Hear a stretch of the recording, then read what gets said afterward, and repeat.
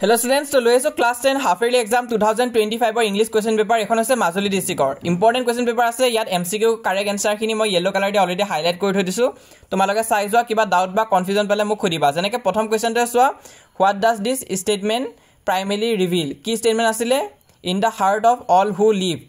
in solitary house in the middle of the valley there was a single hope help from God ki reveal koisile he relies solely on divine aid option number C2 correct hobo ঠিক তেনুকা কই ইয়াৰ খুদিছে Nelson মণ্ডেলাই courage কেনেকৈ define কৰিছিলে triumph over fear option number A2 correct হ'ব তাৰছত 3 নম্বৰটো সোৱা ইয়াত কি খুদিছে স্টেটমেন্ট 1 ত দিছে Coorgi home has a tradition of hospitality এটো কাৰেক্ট হয় আৰু স্টেটমেন্ট 2 দিছে Coorg is a home to evergreen rain forest spices and coffee plantation এটো ট্ৰু হ'ব ইয়াত কি হ'ব both statement 1 and 2 are true option number C2 correct হ'ব next question আছে why does Amanda wish to be a mermaid an orphan or a Rapunzel symbolize কিয় তাই হ'ব বিচাৰিছিলে মাৰমেড বা অৰফেন ইয়া কাৰেক্ট আনসাৰটো হ'ব option number C her longing for peace and escaping from restriction option number C2 ইয়াত কাৰেক্ট হ'ব নেক্সট আছে সোৱা